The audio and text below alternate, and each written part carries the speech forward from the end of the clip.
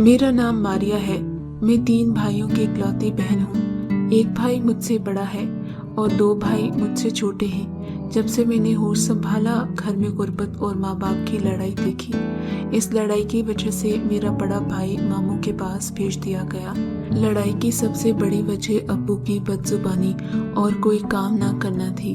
अम्मी सारा दिन सिलाई मशीन पर मोहल्ले की औरतों के कपड़े सिलाई करके हमारी रोटी का बंदोबस्त करती थी। अम्मी अब्बू की रोज रोज की लड़ाई की वजह से मैं सिर्फ प्राइमरी तक ही पढ़ सकी थी। मुझसे छोटा भाई अभी 4 साल स्कूल गया था। बड़ी मुश्किल से 4वीं तक पढ़ सका था। उसके बाद उसने कहा कि मैंने मैकेनिक का काम सीखना है। सबसे छोटा भाई, जिसकी उम्र 10 साल है, वो प्राइवेट स्कूल में पढ़ रहा है। वक्त का काम है गुजरना, लिहाजा वो गुजरता गया। देखते ही देखते मैंने जवानी की दहलीज पर कदम रख दिया। सियाने लोग कहते हैं जवानी मस्तानी होती है, मगर मैं कहती हूँ लोग गलत कहते हैं। मेरी अम्मी का एक कज़न जो दुबई में जॉब करता था, उसका नाम माजिद था। प्यार से उसे माजू कहते थे और मैं भी उसे माजू मामू कहती थी। अम्मी अब्बू की लड़ाई की वजह से मुझे भी बददुआएं मिलती। अम्मी कहती थी, जब से तुम पैदा हुई हो हमारे घर में बदनसीबी आई है। हमारे घर के हालात ऐसे हैं। अम्मी की बातें सुनकर मेरा बहुत दिल दुखता था। मैं तन्हाई में बैठकर रोती, अल्लाह से रो रो कर दुआ करती कि या अल्लाह अम्मी अब्बू को इत्तेफाक दे दे। गुर्बत से तो मैं पहले ही तंग हूँ, कम से कम लड़ाई तो ना हो। पहली बार जब मामू हमारे घर आए, उस वक्त मेरी उम्र 10 साल थी। दरवाजे पर दस्तक हुई। अम्मी ने कहा, मायरा जाओ देखो कौन आया है। मैंने दरवाज़ा खोला तो सामने मामू मोटरसाइकिल लिए खड़े थे। मैंने दरवाज़ा खोल दिया। मामू मोटरसाइकिल लेकर अंदर आ गए। अम्मी ने मुझे कहा, जाओ चाय बनाकर ले आओ। मेरे अब्बू के रवैये की वजह से हमारे घर में रिश्तेदार कम ही आते थे। मामू माजू भी तकरीबन 5 साल के बाद आए थे। मैंने पूछा, मामू दुबई से कब आए हैं? बोले 4 दिन हो गए हैं। फिर सोचा कि बाजी कायनात को मिलाऊं। अच्छा मामू, मेरे लिए क्या लाए हो? मैंने जल्दी से कहा तो बोले, मैं आ गया हूँ, ये कम है क्या? उस वक्त तो मुझे उनकी ये बातें समझ में ना आती थी, मगर बाद में खूब पता चला। एक दिन हमारे साथ रहे, फिर चले गए। जाते वक्त मुझे 500 रुपए दे के और हमारे घर का मोबाइल नंबर ले गए कि जाकर आप लोगों को फोन करता रहूंगा। वक्त अम्मी अब्बू की लड़ाई में गुजरता गया। 2-3 माह बाद भाई आता। एक दिन मुश्किल से रहता, फिर चला जाता। अम्मी को बड़े भाई से ज्यादा प्यार था। उससे कहती थी कि तुम ही ने तो मेरे दुख खत्म करने हैं। मैं तो तंग आ गई हूँ तुम्हारे बाप की बातें सुन सुनकर। दिल लगाकर पढ़ाई किया करो, अल्लाह तुम्हें कामयाब करेगा। मैं 12 साल की हुई तो अम्मी ने मेरा मोहल्ले में आना जाना बंद कर दिया। बकौल उनके मैं अब बड़ी हो गई थी। इसी दौरान मेरी आंटी माजिदा की अचानक वफात हो गई। हम सब वहाँ पहुँच गए। वो मुझसे बहुत प्यार करती थी। 3 दिन हम वहाँ रहे। वहाँ हमारे मामू माजू भी आए हुए थे। 3 दिन में वो ज्यादातर हमारे साथ ही रहे। हालांकि ये वफात का मौका था, उनको बाहर मर्दों में बैठना चाहिए था, मगर वो हर वक्त मेरे आगे पीछे ही रहते। बातों बातों में मामू ने मेरे हाथ ही चूम लिए। कहा, तुम्हारे हाथ तो बड़े खूबसूरत हैं। मुझे इन चीजों का इल्म नहीं था। हम लोग वापस आने के लिए तैयार हो रहे थे। मामू माजू कमरे में आ गए और कहा, मैं कल आप लोगों के घर आऊंगा, आप लोगों से मिलने का दिल चाहता है। अम्मी ने कहा, आज ही आ जाओ, तुम्हारा अपना घर है, तुम गैरों की बातें क्यों करते हो? मामू माजू बोले, नहीं, मैं कल आपके इलाके में किसी काम के लिए आ रहा हूँ, जब भी आपके घर भी चक्कर लगा लूंगा। एक जरूरी बात तो मैं बताना भूल ही गई। माजू मामू दुबई से मुसलसल 2 या 3 घंटे फोन पर बात करते। अम्मी से बमुश्किल 10 मिनट बात करते। बाकी सारी बातें तो वो मुझसे करते।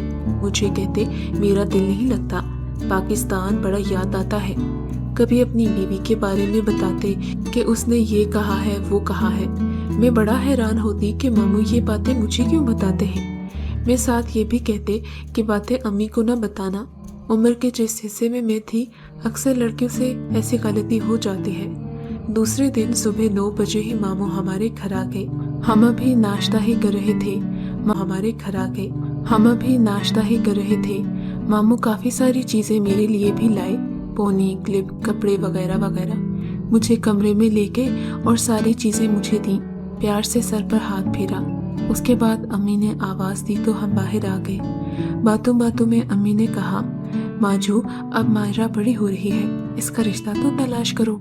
वो मुस्कुराकर बोले, अब मेरी छुट्टी पूरी हो गई है, अगली दफा आऊंगा तो अपनी मायरा के लिए अच्छा सा रिश्ता तलाश करूंगा। मामू तकरीबन 2 साल बाद पाकिस्तान आए थे। कहने लगे, मायरा को हमारे पास भेज दो, 2-3 दिन बाद छोड़ जाएंगे। अम्मी ने कहा, मेरी तबीयत खराब है, इस दफा रहने दो, अगली दफा ले जाना। वक्त गुजरता गया। मामू माजू की बातों में मैं आती गई। जब भी फोन आता मामू कहते, कमरे में जाकर बात करो। मैं जल्दी से कमरे में जाती। अक्सर अम्मी अबू की लड़ाई हो रही होती। मामू कहते, तुम्हारे अम्मी अबू हर वक्त लड़ते हैं, इन्हें कुछ तो समझाओ। मैं दिल ही दिल में कहती, जब अम्मी अबू को खुद एहसास नहीं है या जो मुझे बद्दुआएं देते हैं वो मेरी बात कैसे मान सकते हैं। एक दिन अम्मी अबू की लड़ाई उरूज पर थी। हम बहन भाई खासकर उनके निशाने पर थे। अबू कहते, मायरा बड़ी हो गई है, इसका ख्याल रखा करो। अम्मी कहती, तुम घर पर होते हो, तुम ही ख्याल रख लिया करो। ये बातें सुनकर मुझे बड़ा दुख होता। ये कैसी माँ है जिसे पता ही नहीं कि इसकी बेटी जवान हो गई है या फिर इसे कुछ अच्छा बुरा बताना है।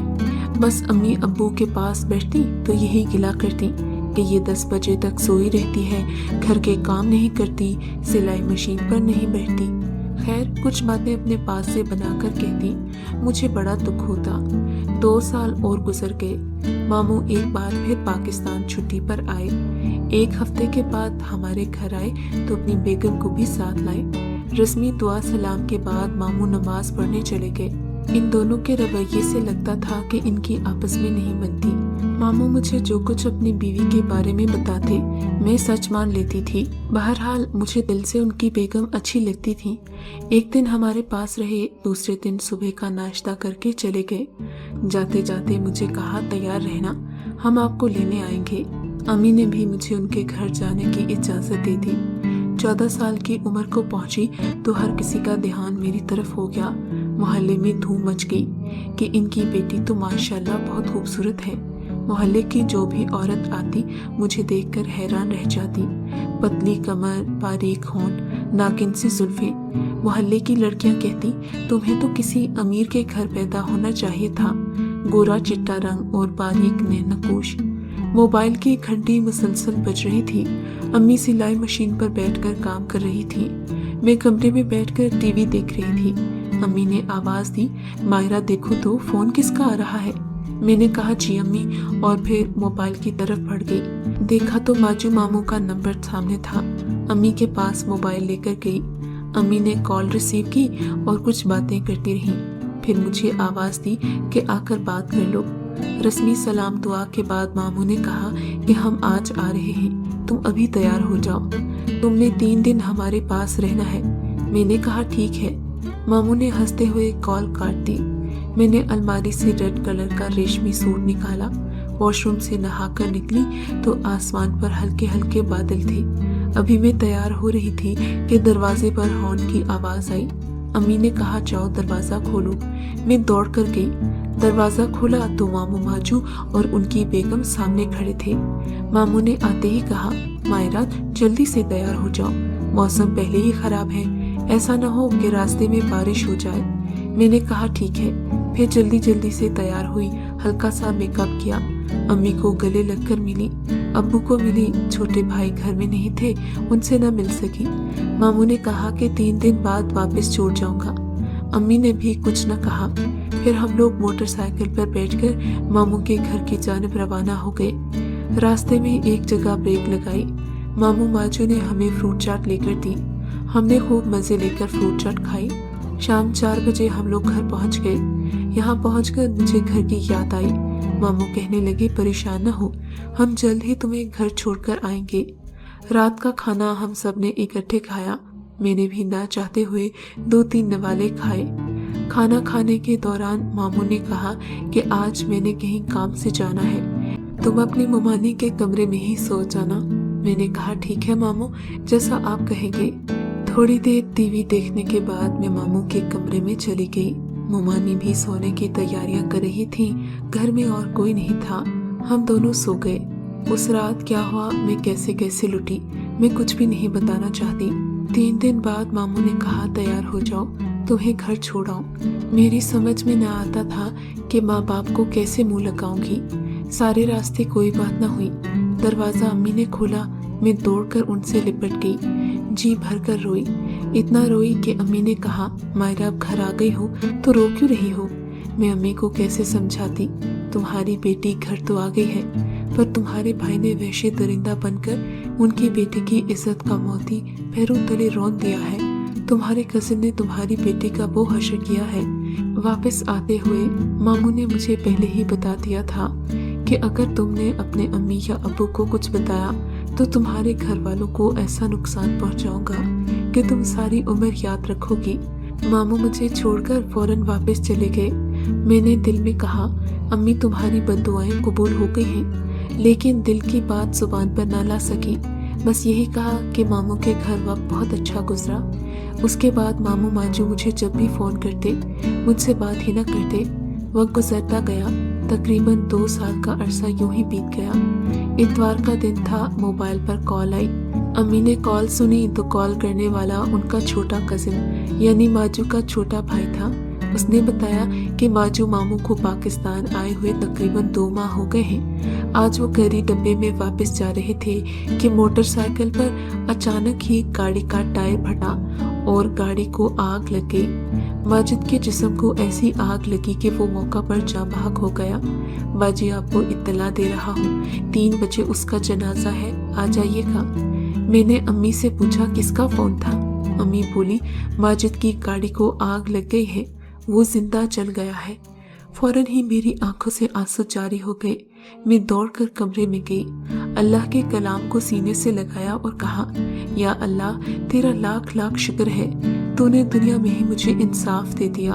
अम्मी ने पूछा, तुम्हें मामू की वफात का कोई दुख नहीं हुआ? मैंने कहा, अम्मी जान दुख तो बहुत हुआ है, लेकिन क्या है, हमने भी तो इस दुनिया से रुखसत ही होना है। खैर हमने मामू की लाश देखी तो अल्लाह याद आया। 6 फुट का जवान जल कर राख हो चुका था। वहाँ के लोगों ने बताया आखिरी वक्त में चीख चीख कर माफिया मांग रहा था। मेरे ख्याल में उसने जो कुछ मेरे साथ किया था, मेरी माँ के भरोसे का खून किया था, और फिर कुदरत ने उसका वो बदला लिया कि वो आखिरी वक्त में मुझसे माफी भी न मांग सका। आज तक मेरा उसे माफ करने का दिल नहीं चाहता। आप क्या कहते हैं?